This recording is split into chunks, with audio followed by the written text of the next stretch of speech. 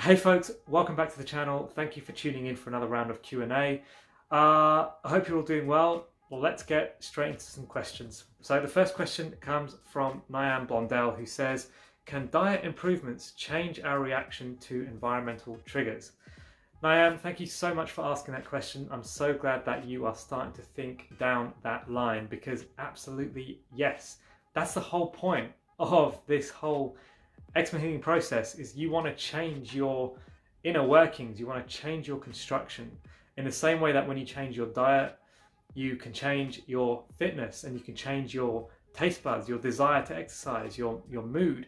All of these things change gradually over time because the ingredients that you're putting into your body, the building blocks that you're creating in your body have changed.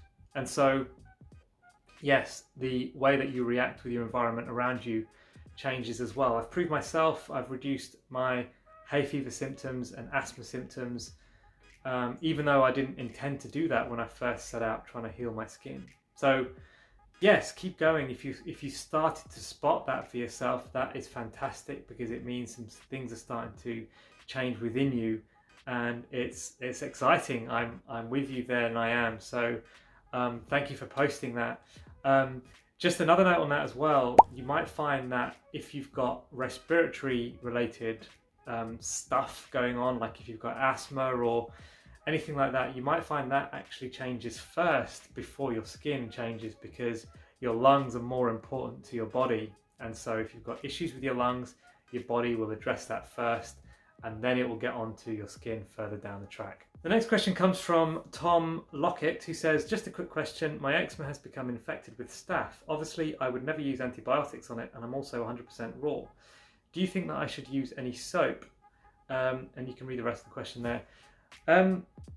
Tom, a staph infection can be quite a serious infection. And so my first advice to you is, if it really is everywhere, like you say, then go and get yourself checked out at a doctor or a dermatologist.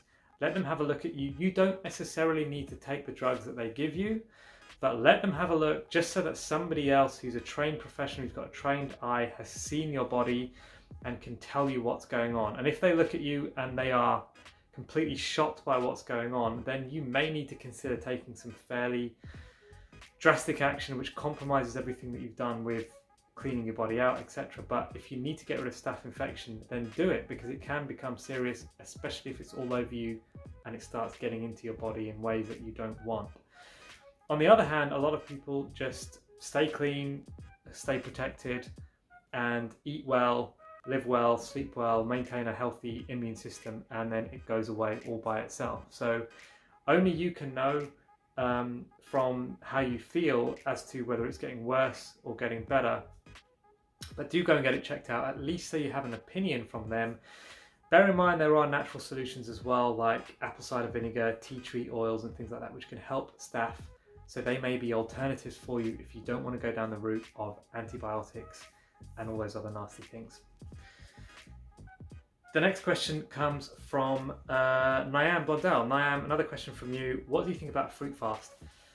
I think a fruit fast can be really beneficial. I think if you're trying to fast track detoxification, clean out, massively improve your digestion, and you don't have such a candida overgrowth that the fruit sugar is going to cause you issues, then a fruit fast can be fantastic. Even if you do, on that note, even if you do have candida, you can still go on a fruit fast, and it might be a bit of a crazy time at the start as you have all the detoxification symptoms, but as you go through that, you will clean out, and the fruit fast will serve to help you in the long run. It can be tricky to do when it's cold, which it is in the Northern Hemisphere at this time. So if you're going to do one and you want to make it really easy for yourself, then go to the tropics to do it, go to Thailand or somewhere like that, or wait until the summer when there's loads of seasonal organic fruit cheaply available in the stores. So to sum up, yes, if you want to do a fruit fast, go ahead with it. If you've never done anything like this before, then read up a lot so you know what to expect from the detoxification, you know what your digestive system is going to do, what your bowel activity is likely to do, and then you'll be much more comfortable and in control of the whole experience.